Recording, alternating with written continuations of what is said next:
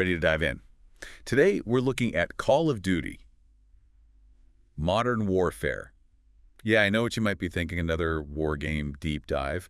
But this one, this 2019 one, it's a reboot of the Modern Warfare series. And, well, it goes places. It really does. It goes deeper. It's not just about the action. This time, they wanted to make you feel something, to really grapple with what modern warfare means, not just like run around and... Exactly. It's more than just a power fantasy this time around. The devs were literally aiming for tears with this one, right? Yeah, they were. I mean, they were pulling inspiration from some really heavy stuff like the Syrian Civil War. Yeah. Even brought in former Navy SEALs to consult. Intense. So it wasn't just about getting the guns right, but the emotional reality of it all, too. Precisely. They wanted to show the human cost, not just the action movie version of war. And that shows in the game mechanics, too, like that whole threat assessment thing. How many games actually grade you on not just going in guns blazing? Right. That was a really interesting choice. Really makes you think about every shot. In most games, you're rewarded for the highest kill count.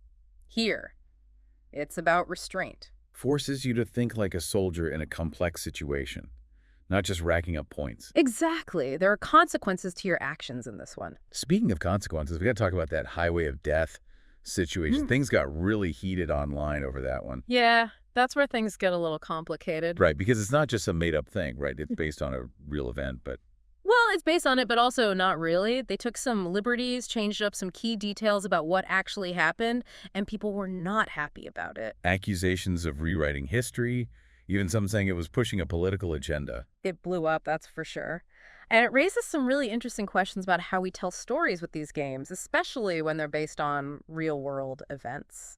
Yeah, it's one thing to have a fictional war, but when you start messing with real history, suddenly everyone's a critic. For sure. And it really puts the developers in a tough spot, trying to be true to history, but also make a compelling game. And sometimes those two things clash. And that clash can lead to some really heated debate. You said it. Yeah. And we're not done yet because we still have to talk about that other controversy, the one with the white phosphorus. Ooh, yeah, that's a whole other can of worms. Yeah. And we're going to open it right after this break.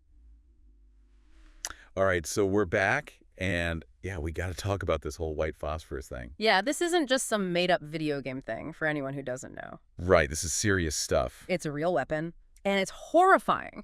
Causes these awful burn, just terrible.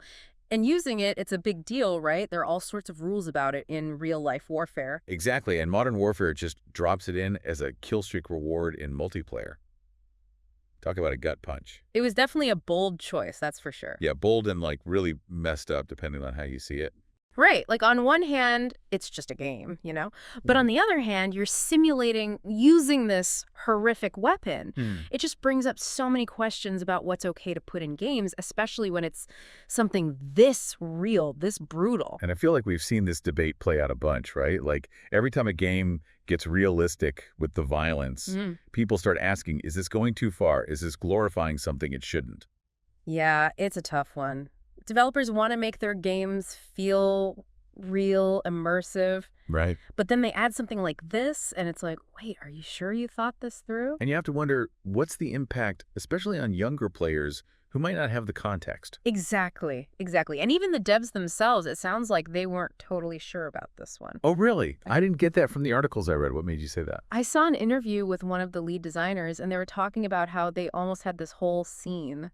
Yeah, where you saw the aftermath of a white phosphorus attack, like the full horror of it, even hinted at it involving a kid, which, just thinking about it is rough. Wow.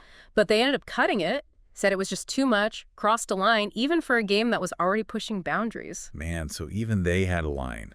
That's kind of a lot to think about, honestly. It is. It shows you that they're thinking about these things, wrestling with the responsibility they have, which is something, at least. It is. It is. And hey, at least they were trying to tell a story here to get at something real, even if they stumbled along the way.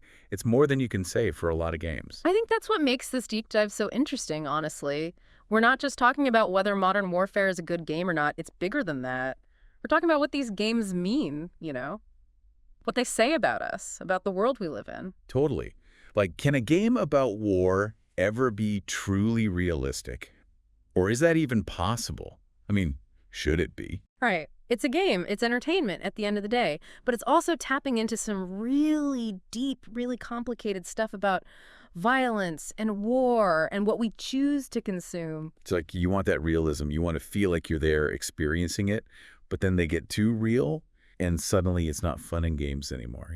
And then you have to ask yourself, what am I actually getting out of this? Is this entertainment, or am I just, I don't know, numb to it all? It's unsettling. It is. It really is. And honestly, that's kind of modern warfare in a nutshell, right? Yeah, Unsettling. It wants to make you uncomfortable, make you think about things you'd rather avoid. totally. And for all its flaws, all the controversies, it did that. It sparked a conversation at the very least. It did.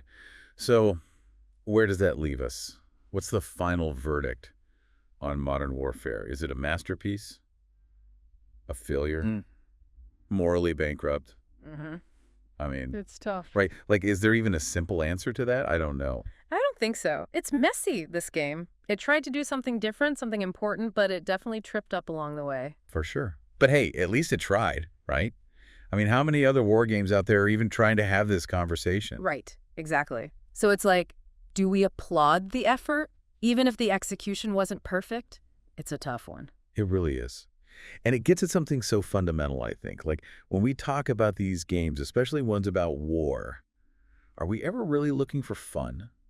Or is it something else? It's like we're drawn to the intensity of it, the drama, the moral dilemmas, even if it makes us uncomfortable. Right. Like, no one plays these games for a good time. Not really. It's more like we need to experience something that pushes us, makes us think. It's almost like we're testing ourselves, seeing how we'd react in these extreme situations, which is kind of a scary thought when you really think about it. It is. Like, what does that say about us as a culture? That we're spending our free time simulating these incredibly intense, often brutal experiences. And not just simulating, but often, like in modern warfare, having to make choices within those simulations, choices that matter, even if it's just a game. And I think that's the crux of it, right? It's not just watching a movie. It's participating. You're making decisions, pulling the trigger. Even if it's just virtual, it leaves a mark. For sure. And that's where the whole debate about realism comes in, right? Because the more real it feels, the more those choices weigh on you, even if you try to tell yourself it's just a game. Which brings us back to our original question. Can a game, even one as well-made as modern warfare, ever truly capture the reality of war? And honestly, I don't know if I want it to. Right. Like, at what point does it stop being entertainment and become something else? Something dangerous, maybe. Exactly. It's a fine line. Yeah. But hey, maybe that's the point of art, right? To make us uncomfortable, make us think about the things we'd rather ignore. Maybe the best art, the most impactful art, doesn't give you answers. It just gives you more questions. And modern warfare definitely gave us a lot to think about, that's for sure. It did. Yeah. So what's the takeaway here? I don't know if there's a neat little bow we can tie this all up with. Me neither. But maybe that's okay. Maybe it's enough to just acknowledge the complexity of it all.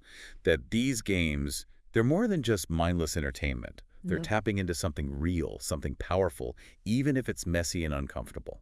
I like that. They're messy, they're uncomfortable, and they make us ask some really tough questions about ourselves and the world around us. Exactly. And those are conversations worth having, even if they don't have easy answers. Couldn't have said it better myself.